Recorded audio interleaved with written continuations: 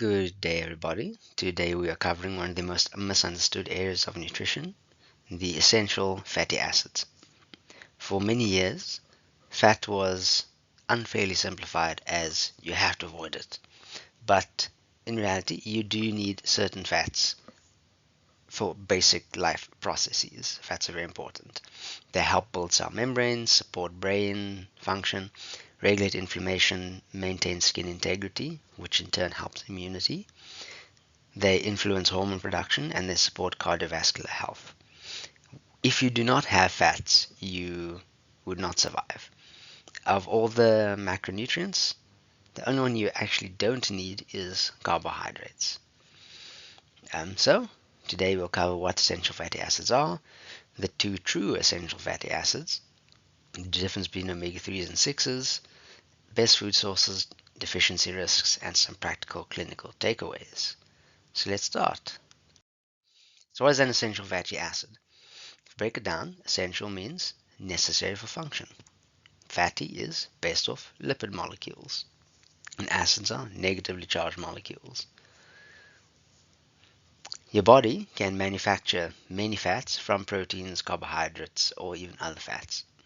But humans can't insert double bonds beyond certain positions in a fatty acid chain. So we can't synthesize linoleic acid, alpha-linoleic or alpha-linoleic acid. Those are specific to types of omegas. They have to come from diet.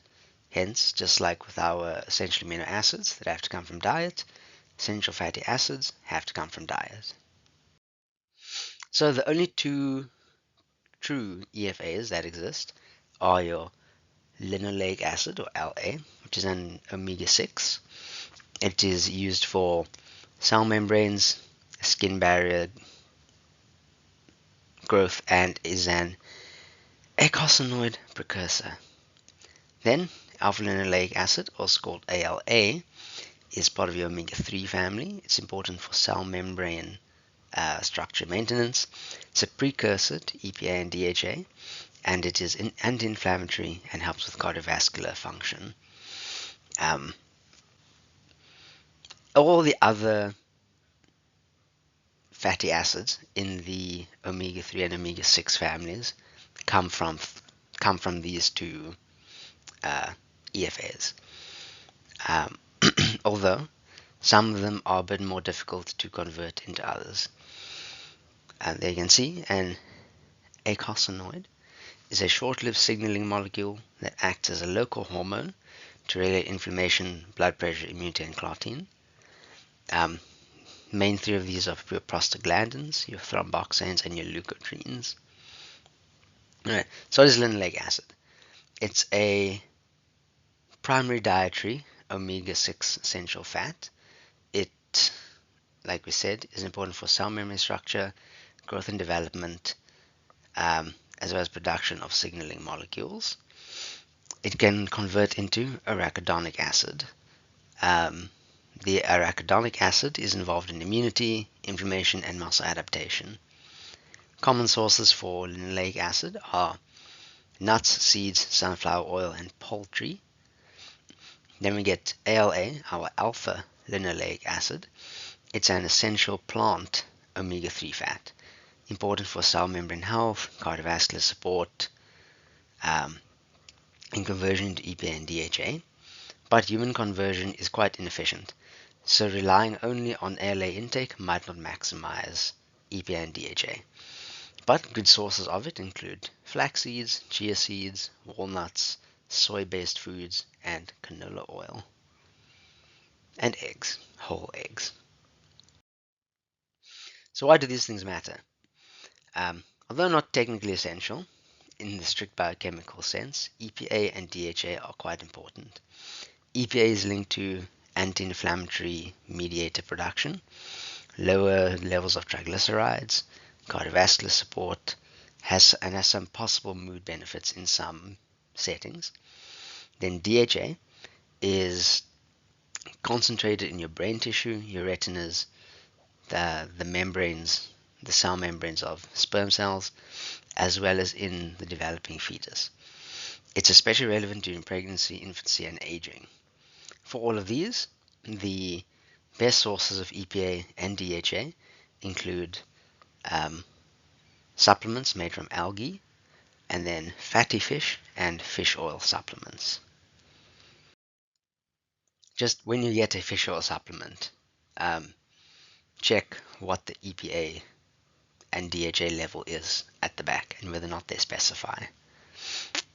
Alright, so true essential fatty acid deficiency is quite uncommon, but it can occur in extreme diets, severe malnutrition, fat malabsorption syndromes, as well as extremely restrictive low-fat diets. um, Signs of this deficiency are dry, scaly skin, dermatitis, poor wound healing, hair changes either in color, thickness, or fragility, as well as failure in children to actually grow. That's called failure to thrive. So, omega-3s, fatty fish, salmon, sardines, and mackerel are most common what people tend to have. But aren't cereals so bad? No. Omega-6 fats are not bad. They are essential and physiologically necessary. The more practical issue is that modern diets often contain high processed seed oil intake, low marine omega-3 intake, and an overall excess of calories. The better strategy that people should focus on is to reduce ultra-processed foods and eat whole food fat sources and increase the intake of omega-3 rich foods. So how does this actually help people? Cardiovascular health, EPA and DHA can lower your triglycerides and inflammation and support general heart health.